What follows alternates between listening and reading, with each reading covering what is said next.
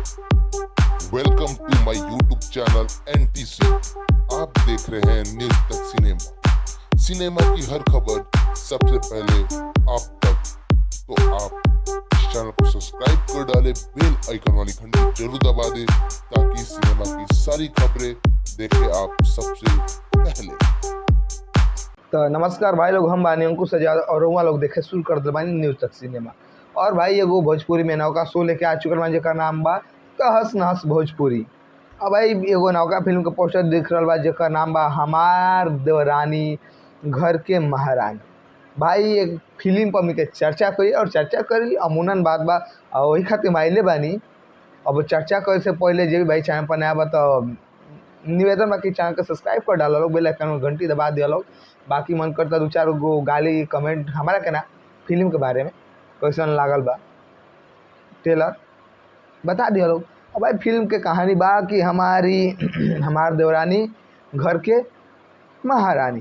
अब भाई फिल्म में 3 गो भाई बाड़े, 3 गो बहू बाड़ी, मतलब 3 भाई के परिवार बा और 2 गो भाई के बियाह हो गल, बड़का भाई के और छोटका भाई मझिला भाई के। तो बड़का भाई खेती गृहस्थी वाला काम कर ले, ज़्यादा पैसा वैसा ना कमा ले। मझिल के भाई के भी बियाह होइल बा, मझिलका भाई जॉब कर ले, प्राइवेट जॉब, ज़्यादा पैसा कमा ले। तब उनकर मेहरारू बिया तो घर में चलती चलावती है, हमेशा अपन जेठानी के प्रताड़ित करती है कि भाई हमारे सैया जी ज़्यादा कमा लन तो घर के मालिक किन हम बनम। तब तक का होता कि जो छोटका भाई बा ओकर मने सरकारी नौकरी लाग जाता मास्टरी के। भाई खुशी के माहौल होता। तब फिर भाई जब गांव में बियाह में नौकरी हो जाला तो लोग बियाह करला।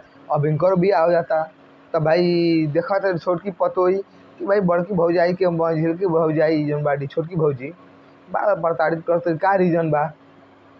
तब पता चलता कि भाई जेकर मरद ज़्यादा कमाई वो आराम करी, आ जेकर पैसा ना कमाई तो वो काम करी घर के।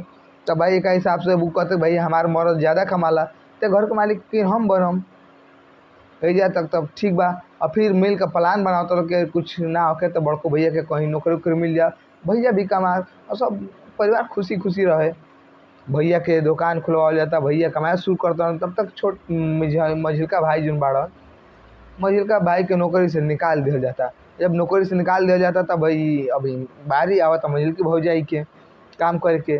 तब उस जाला बाला बुनत कि के तरह हम का करी कि बड़की भौजी है छोटकी देवरानी गिर जासन मर जासन, सर के पानी घोर के फेंकत तरी कि भाई चलो कोनो ऐसा का बिछड़ा जासन आराम मिली। लेकिन तब तक दुर्भाग्य बाकी उनकरे लड़का खेलता होता, बोलता माई हमारे गेनवा दे ना रे। अभी अपन पुत्र मोह में जाता लड़का के बचाता, बिछड़ा के गिरता और सर में चोट लगता और टंगरी टूट जाता। अब भाई अब वजह से थोड़ा सा इमोशनल सीन बा, उहे परिवार ड्रामा जौन बावे एकजुट होखता। अब उहे चीज के देखावल गइल बा।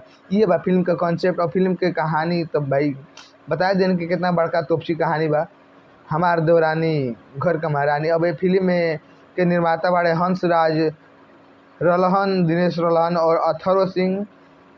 निर्देशक के बाड़े इश्तियाक शेख बंटी, लेखक बाड़े सत्येंद्र सिंह, गीत लिखले बाड़े प्यारे लाल यादव, संगीत दिले बाड़े ओम झा, डांस मास्टर बाड़े सोनू प्रीतम और छायांकन करेले बाड़े DK शर्मा यानी दिलीप कुमार शर्मा।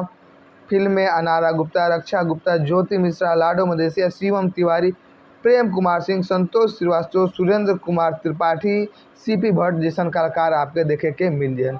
अभी फिल्म खाली खलियर बाइन तो टाइम पास करे खातिर बा, बाकी हमारा की ओर से फिल्म के कोनो खास वो नहीं है।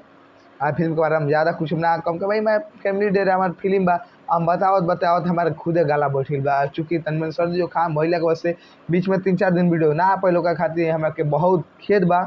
अब आप लोग कंटिन्यूटी बनल रही तब आप लोग अगला वीडियो देखम और हमरा के दी इजाजत। और लोग इतना देखत ही तहस नहस भोजपुरी के एगो नौका शो जेकर नाम बा न्यूज तक सिनेमा। नमस्कार, जय जय भोजपुरिया समाज।